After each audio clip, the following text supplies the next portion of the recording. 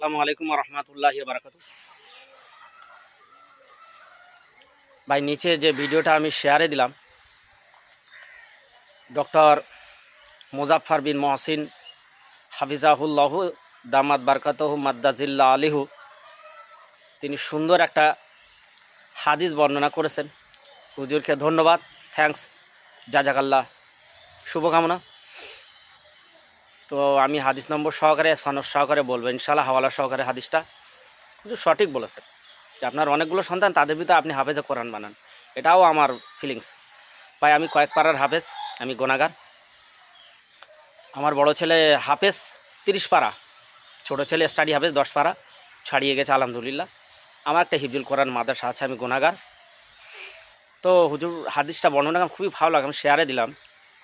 বিশেষ করে ভাই, আমি আহলাদিস, সালাফি, ওয়াহাবি বা হানাফি, সাফি, মালিকি এরকম করি না। আমি হক সত্যমতী যাদের কাছে কোরআন আছে, হাদিস আছে, কোরআন হাদিস দিয়ে যারা দিন দুনিয়া চালায়, আমি তাদের পক্ষে আমি কথা বলি, তাদের হয়ে আমি কথা বলি। আমি বেদাতিদের সাপোর্ট করি না ভাই। सुनाने इब्ने माजा को हदीस नंबर 215। हज़रत अनस इब्ने मालिक रदियल्लाहु ताला अन्हु फरमाए, हुज़ूर सल्लल्लाहु अलैहि वसल्लम ने फरमाए, अल्लाह की परिवार परिजन है। साहबी ने फरमाया, कैसा है?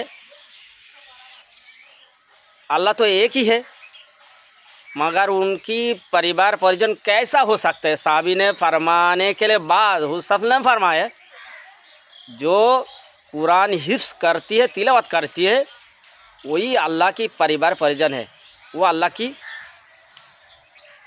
सबसे बेहतरीन बांदे और बांदी है। हादिस इब्ने माजा, हादिस नम्बर হচ্ছে 215। হযরত আনাস ইবনে মালিক রাদিয়াল্লাহু তাআলা আনহু থেকে বর্ণিত।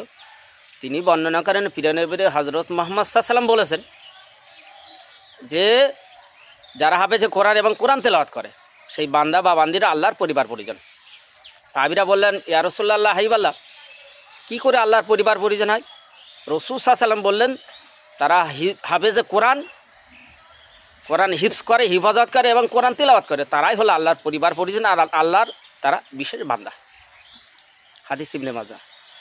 তো ভাই, মনে রাখা উচিত, আপনার একের অধিক সন্তান, আপনার একটা সন্তান থাকলে আপনি ডাক্তার, মাস্টার, উকিল, ব্যারিস্টার ইত্যাদি বানান, কিছু বলবো না, হস্তক্ষেপ আমার করার অধিকার নেই। কিন্তু একের অধিক যদি আপনার সন্তান থাকে, আপনি তাদের অন্তত একটা করে হাফেজে কোরআন বানান। আর হাফেজে কোরআন বানানে ওই হাফেজে কোরআন জান্নাতি আর তার বাপ মা জান্নাতি। সুনান ইবনে মাজার হাদিস নম্বর হচ্ছে 216। হযরত আলী ইবনে আবি তালিব রাদিয়াল্লাহু আনহু থেকে বর্ণিত, তিনি বর্ণনা করেন যে প্রিয় নবী রাসূলুল্লাহ সাল্লাল্লাহু আলাইহি ওয়াসাল্লাম বলেছেন, ওই হাফেজে কোরআন জান্নাতি আর তার নিজ পরিবার পরিজন 10 জনকে জান্নাতে নিয়ে যাওয়ার সুপারিশ করার সুযোগ পাবে, যারা কিনা জাহান্নামে যাচ্ছে। পীরের দরগারে গিয়ে মাথা ঠুকে কোনো লাভ হবে না। পীর আপনার ওই যুদ্ধ ছুড়ে মারবে, বলবে যে হাঁট বেরো, আগে কোরআন তেলাওয়াত করা, আগে নামাজ পড়, আল্লাহ আল্লাহ রসুলের রাস্তায় চল। ভাই, আফসোস।